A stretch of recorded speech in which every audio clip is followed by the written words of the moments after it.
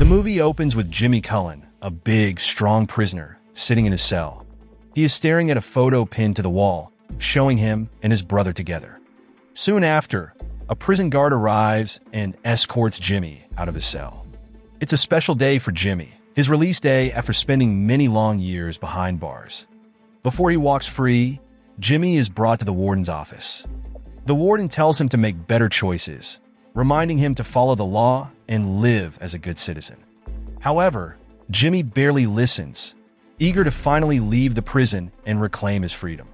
At the same time, in another part of town, we meet a crooked cop named Slade Humphreys. He's making a shady deal with a drug dealer. Slade is hooked on drugs and often gets illegal substances through these secret deals. Once Jimmy, also known as Driver, gets out of prison, he wastes no time. He picks up his old 1970 Chevrolet Chevelle, grabs a gun, and retrieves a file containing details about a man he's targeting. Without hesitation, Jimmy hits the road, heading straight to Bakersfield, California. Fueled by a burning need for revenge, he strides into an office building. Without a second thought, he finds the man from the file and shoots him, executing his plan with cold precision. After killing his first target, Jimmy wasted no time and headed straight to Roy Groen, the man who had given him both the car and the gun. Roy was a trusted informant, someone who knew a lot of people and secrets. Jimmy, determined to complete his mission of revenge, forced Roy to give him the names and details of the other targets he had been preparing to take down ever since he was in prison. Roy, not happy about being threatened, called for his bodyguard to attack Jimmy. But as soon as the bodyguard realized who Jimmy really was, the infamous criminal known as the Ghost, feared by everyone during his prime, he panicked and fled, leaving Roy alone. Now terrified and with no way out, Roy had no choice but to spill all the information Jimmy wanted. As Jimmy set off to hunt down the rest of his targets, Officer Humphreys and the police began investigating the murder of Jimmy's first victim, which happened soon after his release from prison. Meanwhile, in another part of town, a professional hitman known only as the Killer received a job offer from a client. His mission was simple: kill Jimmy. The Killer immediately accepted the task and began preparing for his mission. During the murder investigation, Officer Humphreys teamed up with Detective Cicero, a sharp and determined detective. She had managed to uncover key information about the suspect, who was none other than Jimmy himself. Detective Cicero revealed that Jimmy had been involved in a major robbery in the past. He had earned the nickname the Driver because of his remarkable driving skills, which made him an essential part of the heist. Back in the past, after Jimmy and his gang had pulled off their heist and were trying to get away, they were suddenly ambushed by another group of robbers. These attackers brutally killed several members of Jimmy's gang, including the Huss brothers, who were murdered right in front of Jimmy. He watched in horror as they died. Then Jimmy was shot in the head. The robbers thought he was dead, but doctors later found him and saved his life by placing a metal plate in his skull. Afterward, he was sent to prison. Detective Cicero pieces together the clues and concludes that Jimmy is likely out for revenge now that he's free.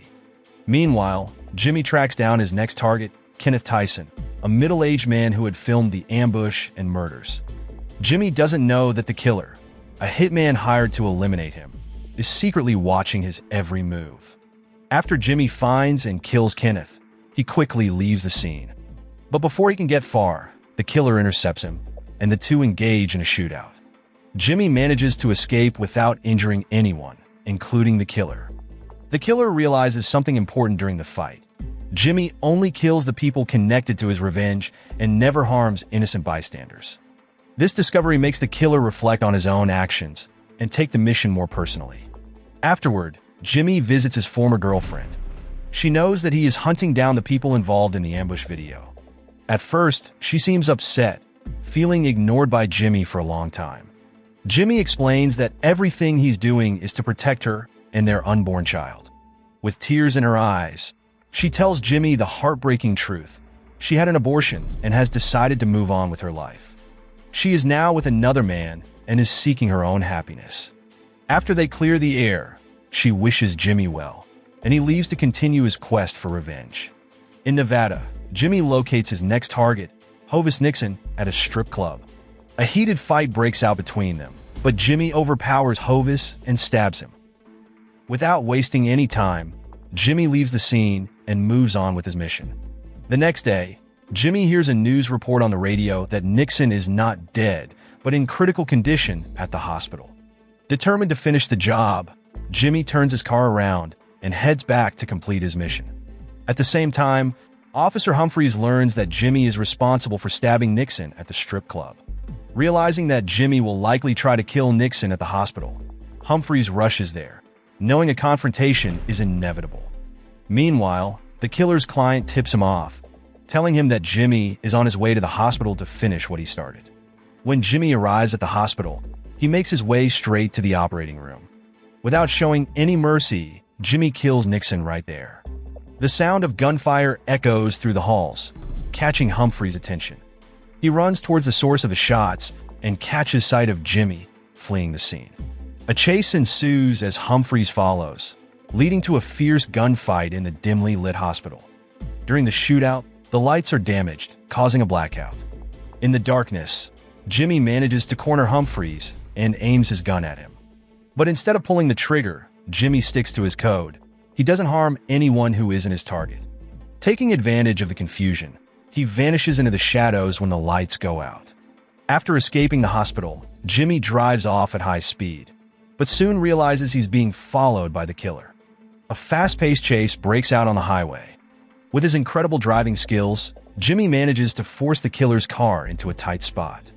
However, when Jimmy gets the chance to kill the killer, he doesn't take it.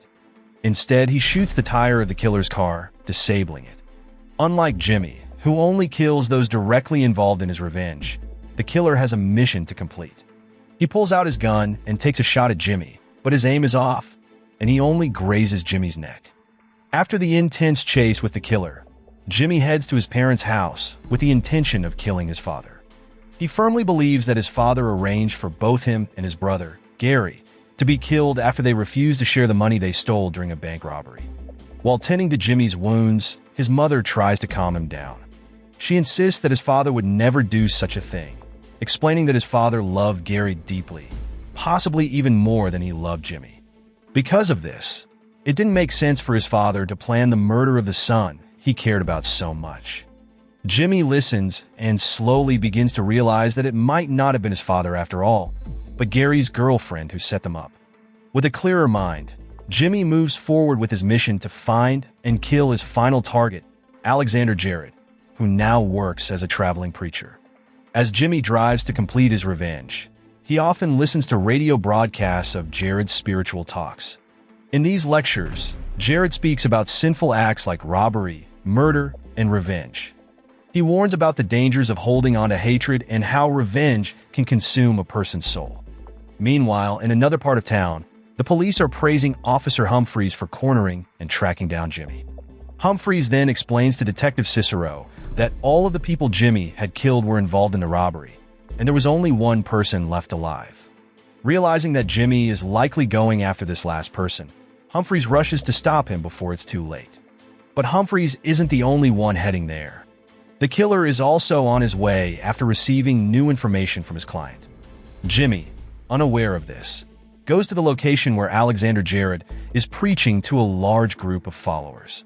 The worshippers are deeply moved by Jared's sermon, unaware that the preacher was once a robber and murderer himself. Jared, however, has been expecting Jimmy.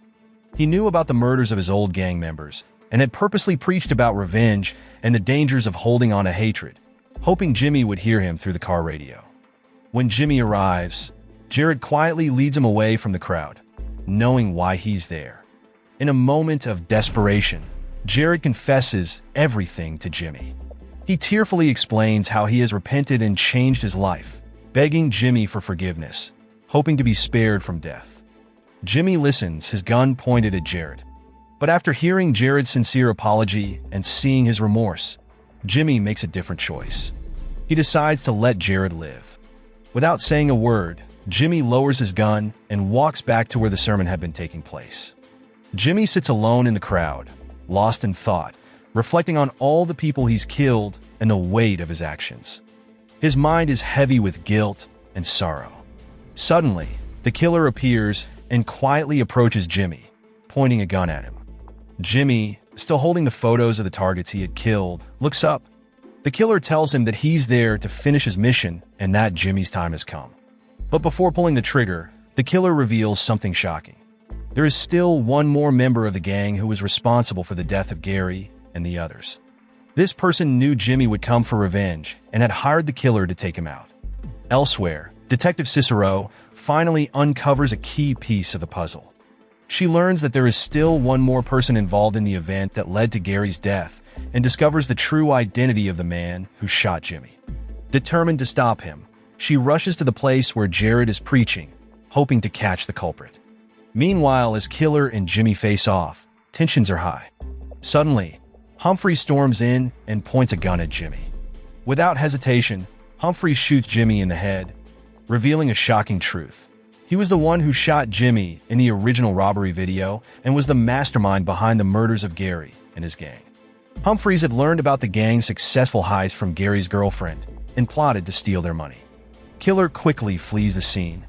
Humphreys chases after him, trying to offer him money in exchange for his silence and the work he had done. But Killer refuses, telling Humphreys to never contact him again. Thinking he has covered his tracks, Humphreys makes a phone call to his wife, who is revealed to be Gary's girlfriend and the informant who betrayed the gang. However, before Humphreys can relax, he is shot by Jimmy, who miraculously survives thanks to the metal plate in his skull. Humphreys, caught completely off guard, collapses. The film concludes with Detective Cicero arriving at the scene just after Jimmy has left. She surveys the aftermath and, realizing the full truth about Humphrey's involvement, deliberately chooses to cover it up, allowing the case to close quietly. In the final scene, Jimmy is seen scattering Gary's ashes into the sea, saying his final goodbye to his brother. As he drives off into the sunset, Jared is shown beginning a sermon on forgiveness, offering a moment of reflection and peace. So the moral of the story is, if you're going on a revenge spree, make sure to bring a metal plate for your head, because you never know when it might save your life, literally